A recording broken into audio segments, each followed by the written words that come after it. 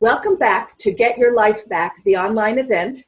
I'm Beth Genly, your host, and today I'm welcoming Jackie Levin. Jackie Levin is a transformational nurse leader and board-certified advanced practice holistic nurse coach. Jackie has over 3 decades transforming healthcare systems and leaders, and she uses all that experience to provide key tools and strategies that free leaders and teams from limiting beliefs, stress, and overwhelm so they can do their good work in the world with greater success, ease, and creativity. Tell our viewers, for those that don't know all about you, a little of your story, please. How did you get where you are today, and what do you do in your business? Well, thank you. Thanks for inviting me to be here. Oh, I'm so glad you're here. Yeah. Well, I kind of grew up as a hippie, and I didn't really know much about stress, or I didn't identify stress as being part of my life. Then I began working as a volunteer on an ambulance service in rural Vermont. We had about a 45-minute drive. And I wanted more ways to help the patients who were in the back of the ambulance. They were in pain, they were having heart attacks, they were having difficulty breathing. And as a basic EMS service, we were not paramedics. We couldn't give drugs. So I dove into hypnosis, actually. And I started with some strategies that I learned on how to calm people down. And I started to notice how beautifully it worked. I mean, people were arriving at the hospital in much better shape than when we picked them up. Sometimes they didn't even want to come out of the trance. But as a side thing, I started noticing was that my coworkers, my co-EMTs, were incredibly stressed. And their stress was impacting the patients negatively. So I would get the patient into this nice, relaxed state, and the EMTs that I was working with would ruffle them up again with their own anxiety. And I thought, well, this isn't working. I got to work with the team. And that's when I began working with the team and with the professionals and their stress, because if we're stressed, whoever we're with is stressed. And I kind of think of stress as a communicable disease. It just spreads itself around. And I started learning that the more people I taught in my work environments how to de-stress, actually the easier it was for me to stay less stressed. So it had this two-way benefit. It helped people I was working with, helped the patients, and it helped me. I also really had to double down on what I was using for stress reduction. And that's when I started learning mindfulness meditation practices for stress reduction, was when I became suddenly, right after 9/11 in New York City, which is where I was living at the time, our department didn't have a manager. And they felt, oh my God, we got to put somebody in there. And so they asked me to be the manager, which was not my background or skill set. I much preferred the clinical front. And the relationships I had that were nice and collegial became stressed and kind of taut, and I became snippy and bossy, and my lack of confidence went up. So I began studying mindfulness in real earnest then, and began to see that it really impacted the way that I could pause in a moment and just see what was happening inward. And I knew it was really working one day when I started a conversation with a colleague that was heading south. And I suddenly said, wow, that's not really going the way I want it to or meant it to go. Could we start over? And they said yes.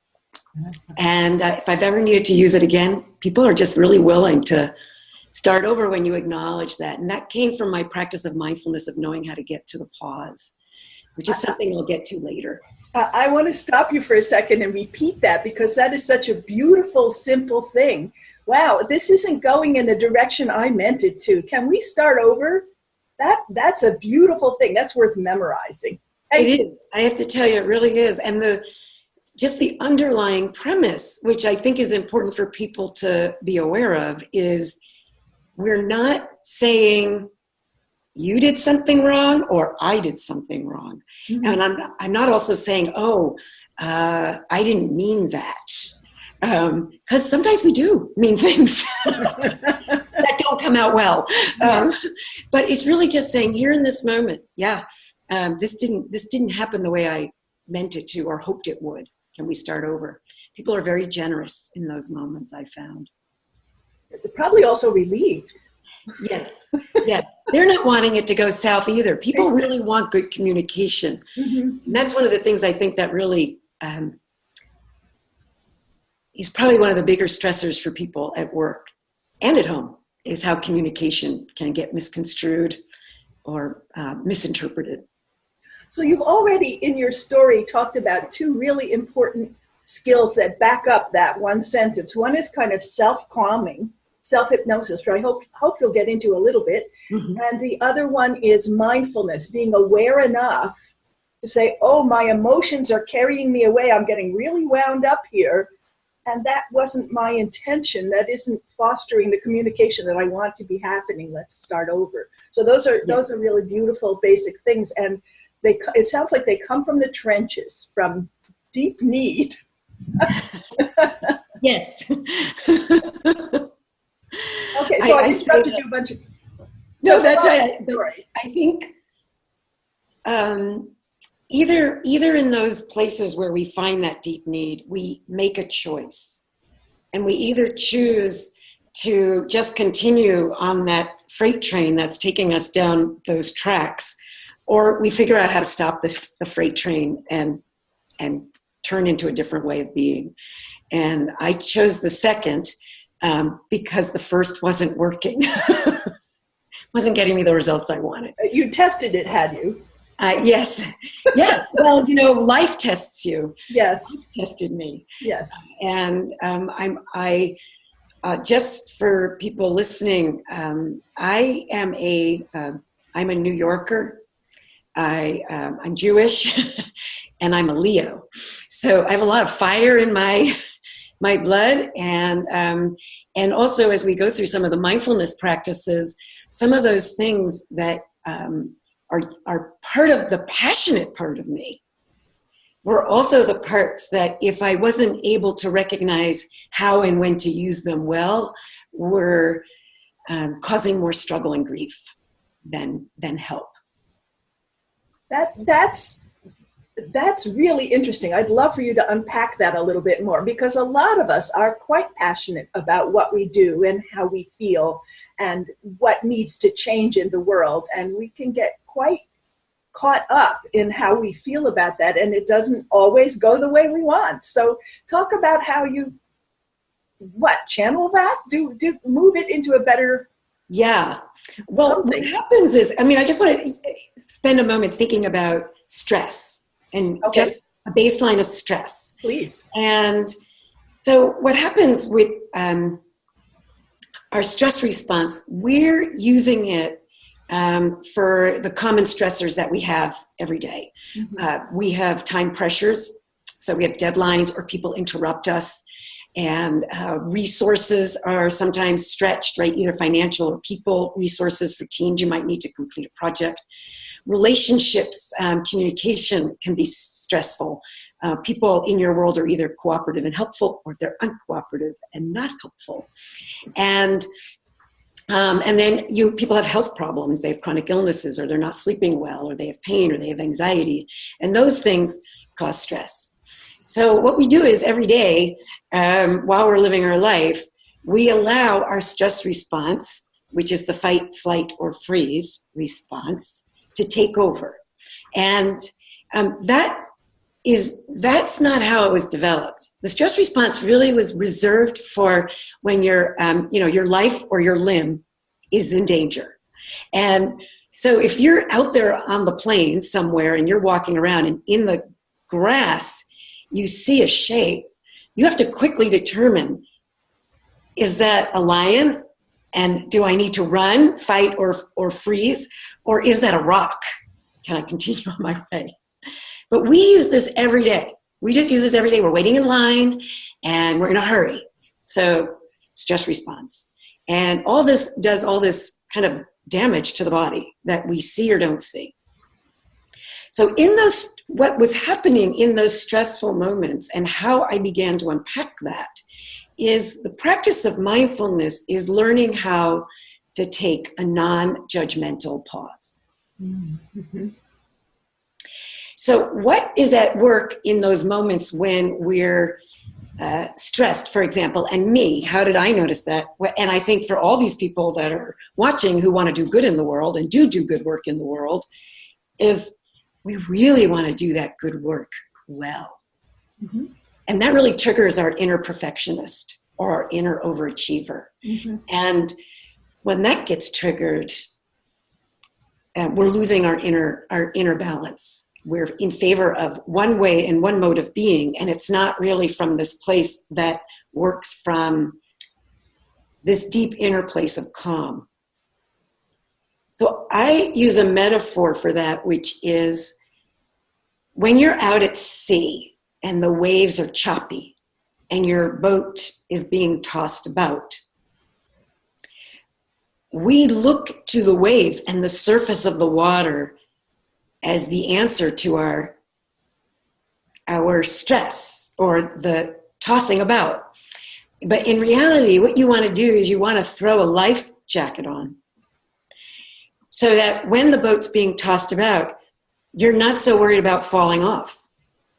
Your energy can be more directed to how are you navigating the boat and not about the waves themselves or about the chop. And the other thing that people don't realize is, and this is what the breath does for you in a mindfulness practice, is below that chop, down at the bottom of the ocean, is calm. There isn't all that chop. So what we're wanting at that point is to touch base with our breath, an intentional breath. And that's what the practice of mindfulness brings us, is this awareness of that moment of pause, and that moment of reflection, and that moment of noticing, wow, my emotions are taking me down that track that I don't want to go. And it begins to turn off the fight, flight, or freeze response and turns on what's called the relaxation response.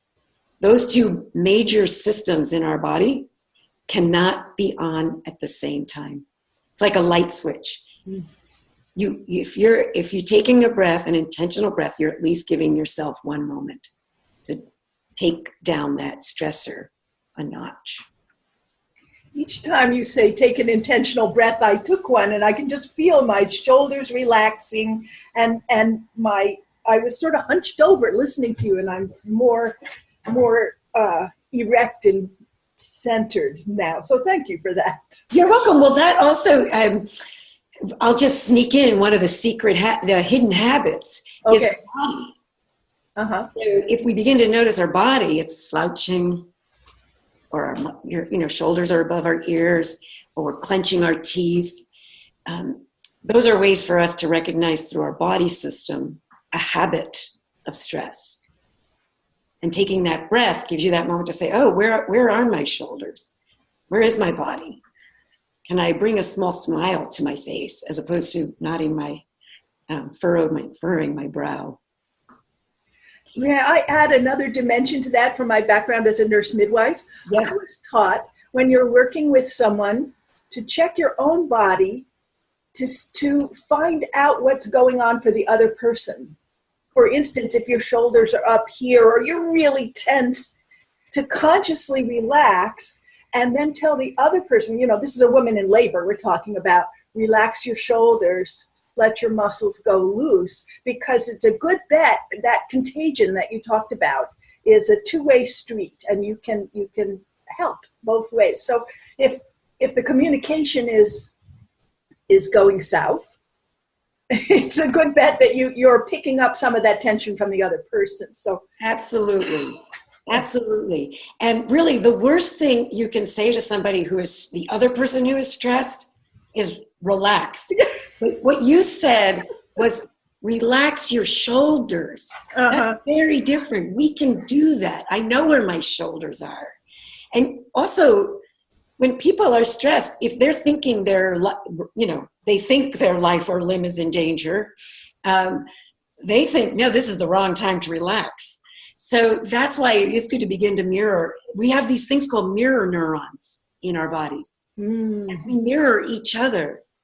And if you want something to go differently, you have to be the one that models and mirrors it. Or you can notice in your body, how is that, and what am I picking up from this other person? So it makes you a much better communicator. Well, in that case, that's a good reminder not to say, relax already, because it doesn't help. But perhaps, boy, I'm noticing my shoulders up around my ears in this conversation. Give me Yes. I'm just going to shake them down. Yes, yes, yes, Models exactly. it and takes responsibility for our own issues. Well, exactly. And I think that's one of the major things with the mindfulness practice is, so these common stressors, which are time, resources, relationships, health, we think of them as external to ourselves. Uh-huh. And they are. There's a deadline you need to meet. That's external to yourself. But what happens when we're working to meet a deadline is we constantly are worrying about not meeting the deadline. And then that slows us down because our focus is not on the work we're trying to do, but on all the worry about not accomplishing it and all the anticipated problems that will happen, maybe, if they don't. So if you don't meet the deadline. So here you are, you're in this place and you really want to be able to meet your deadline. One important factor in mindfulness is once you take a breath, an aware breath, I notice my shoulders are up, I notice my mind is thinking that, is to be able to name what's happening. Naming is a powerful de-stressor. And, I am feeling the stress of the deadline. So you've named it, you've faced it. That's what it is. Now you're going to think, let me take a breath, just to pause and just be for a moment or two in relaxation, in non-stress. And we'll do this in a few moments. We can practice this together. Oh, lovely. And then the next step is to say, are there other possibilities?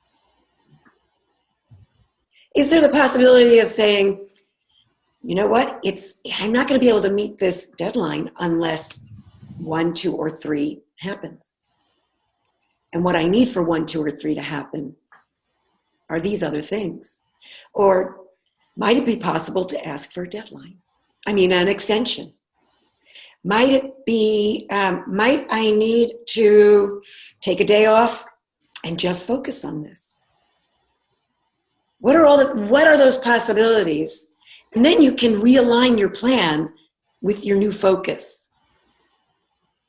So we tend not to do that pause, and there's that pause again, to face it, to name it, to take a breath, to pause, to see what other possibilities are out there lurking out on the edges, away from the stressful moment, and then realigning your focus and intention and making different decisions. That's a lot to get from just noticing that your body is tense. That's really beautiful. So go through those steps quickly again, if you would. Okay, so you're either noticing repetitive thoughts or you're noticing these senses of worry and anxiety, however they may come to you. Mm-hmm. You may notice you're going to the fridge a lot more often. You may notice you're cleaning your bathroom with a toothbrush. Avoidance. You may, what are the ways that we avoid our stress? That are not attending it. So we notice those different things. We take a moment to name it. I'm actually stressed. I'm stressed about this deadline. It could be a person in your sphere who is negative, or arrogant, or a know-it-all, or all those kind of behaviors that can trigger different things from us. Is to say, that this moment is triggering my stress response. Take a pause. And then you want to just, next step is see what ocean of possibilities there are. And then you can take another moment to think, which one of those oceans of possibilities will I use? Yeah. That's a beautiful thing. That's really a lovely, simple, doesn't sound like it takes much time, and it sounds like you get some energy back from doing that. Yes. So let's just go through a practice, because the challenge is actually like a life jacket, and you have to put it on. You have to use it. You can't just read about it or think about it. Oh, that's a nice life jacket over there. Oh, that's a nice practice over there. You need to practice it.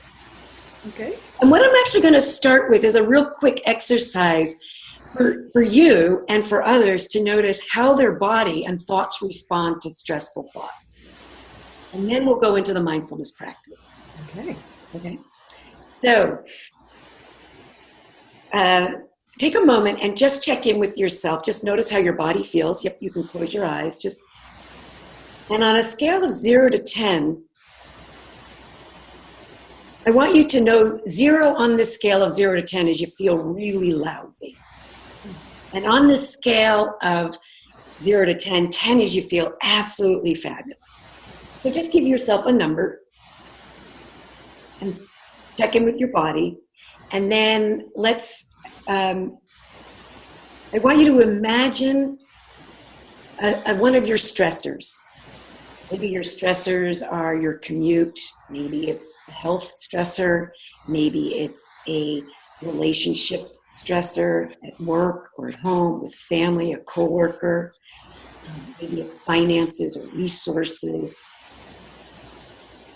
Just think about that for a moment and notice what happens in your body. Notice if there's any changes in your body as you think about that one stressor. And now I want you to think about your number on your scale of 0 to 10. What did your number do? Just notice what it is right now, different than what it might have been at the baseline after you thought of your stressor. Okay, now take a couple of breaths, let your stressor go.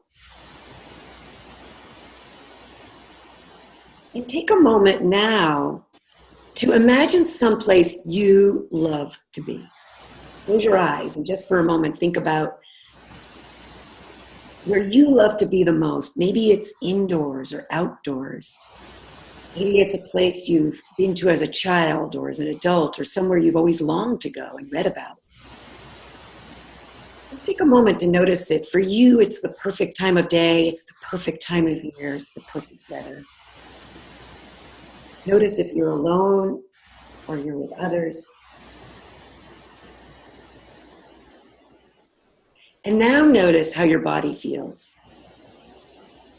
And also check in on that 0 to 10 scale with your scale of well-being, with 0 being really terrible, down in the dumps, and 10 being absolutely terrific. And give yourself a new number. All right, so quick check-in with you, Beth. You don't mind, where was your baseline number? My baseline was 4.5. All right. And were you able to think of a stressor? I was, and it's self-criticism. When somebody else does something really good, I always think, I'm not as good as that. And I noticed that it made me feel nauseous. And I noticed, as you kept talking, that I had this kind of smirk on my face, like a tense smile. So that put me down to a 4. Good. Good awareness, right? And inner critic is part of that perfectionist aspect too, or we would call it the judge. Yeah. The inner judge. And these are things that stress us out. That's another hidden cause, the inner critic. Mm-hmm. And the inner critic can be about ourselves, or it can be about the other person. Yes. I'm not good enough. They're not good enough. The other hidden was time. I have pressures of time. I'm not fast enough. They're not fast enough. So that's another hidden stressor, right? Those. Now, what happened? Were you able to think of a place you love to be? Yes. I have a friend who has a cabin on a very hidden lake in the mountains, and swimming there in the summer is just, it's the bee's knees, to use an old phrase. So great. Yeah. And what happened to your body? Oh, I felt lovely. Oh my goodness. And did it go up? 7. I went to a 7 at least. 7. Yeah. Yeah. So what you said is very typical of when I do this with audiences everywhere in my talks. Very similarly do people experience what you experienced. Baseline, some people have very high baselines, which is terrific. Then their number goes down with the stress, and it rises either to the same as the original high baseline or a little bit higher. But for people in the lower or mid ranges like you, the number usually shoots up and they can think of some place they'd love to be. All right, so how do we practice this? In a moment, you want to be able to bring in, okay, so let me just back up. Our habits cause deep grooves in our neural pathways.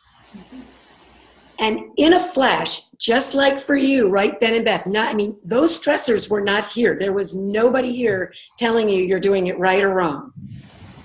So it's in your thoughts. And essentially, our habits of thinking are what cause the stress. So the habit of thinking, and how do we break the habit of thinking? We have to interrupt it. And we can interrupt it with the breath. So we have to notice we're having some thoughts, or better yet, we sit with our feet on the floor. We'll do this right now. Hands in our lap, and your shoulders down. Neck is long, spine is long, but not tense or rigid. You can have your eyes opened or closed. And just begin to notice your own breathing.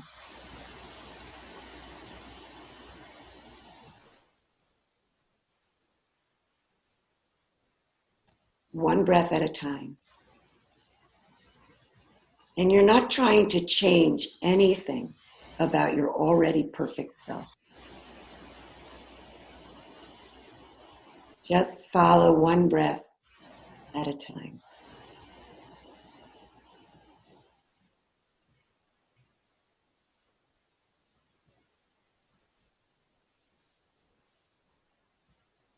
And it's very natural for the mind to wander away from the breath, for it to go to the past, to memories or regrets or anticipations and worries to the future.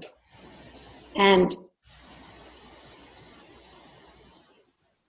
bringing it back to the breath is a training, like you're training for a marathon. Most people don't go from being people who are sedentary to running 26 miles in a day. And the same thing with practicing mindfulness is you just start by noticing your breath. And what I tell busy health professionals, or any professionals, but healthcare, I think probably more than almost any other profession, is things can change radically in a moment. And you have to figure out what you're doing next. And you want to be able to focus your attention in the best way possible without being distracted. And so a great training is to actually use things in your environment to trigger you to breathe. So in my field, we wash our hands a lot. So whenever we wash our hands, or for whenever you wash your hands, you can pause and take a mindful breath. If you're entering a doorway, take a mindful breath. If you're starting a phone call, take a mindful breath. If you're starting a conversation, take a mindful breath. If somebody interrupts you, pause, take a breath before beginning to have a conversation with them. I tell my leaders, it's okay to tell somebody, I don't have time right now. Come back at a certain time. So what we're doing here is utilizing the breath and different things you do every day to trigger you into mindfulness. And just one more quick tip. Another trick you can use in your own life is when we're in a hurry, is to slow down. So when you're brushing your teeth, slow down. When you're washing your hair, slow down. When you're looking for your keys, slow down. That puts us in the fight and flight. Slowing down puts us in relaxation. So those are some ways you can break the habit of our stress responses. You reminded me of something I used to remember a lot, and I'd kind of forgotten it, but it came back to me. I read in a book by Thich Nhat Hanh, who teaches mindfulness, that when you're in traffic and there are brake lights in front of you, he said, instead of thinking, oh, they're slowing down and I can't have that, those lights are driving me crazy, think those are the Buddha's eyes. And the Buddha is just reminding me to breathe and let it be. So a little bit woo-woo, but so effective. It really takes a lot of that stress of traffic away. Yep. Yeah. So I love that. Reminders in your environment that tell you to take a moment. Also washing your hands. So what's your free gift for us? You've already given us one with this great brief meditation that we can use and all these great tips. What's your gift that people can opt in for? Well, I have this book called Refill Your Cup. And in that it's an ebook, and it's got 3 powerful strategies for people to use for more energy, vitality, and connections at work. And it has these 3 strategies that you don't have to buy anything. You have to go anywhere. There are things that you can do right in your own environment and use as the ground to bring more stress relief and greater peace and calm while you're at work and enhance your relationships. Oh, that is so beautiful, because when we're stressed and overwhelmed, we can feel like we've just given everything we have, that we are just used up. So refilling the cup, that sounds wonderful. Yes. Jackie, this has been an awesome conversation, so useful, so simple, and I feel much better than at the start of the conversation. Oh, so great. thank you so much for bringing me into my body and into my breath. Great. Thanks for having me. All right. Take care.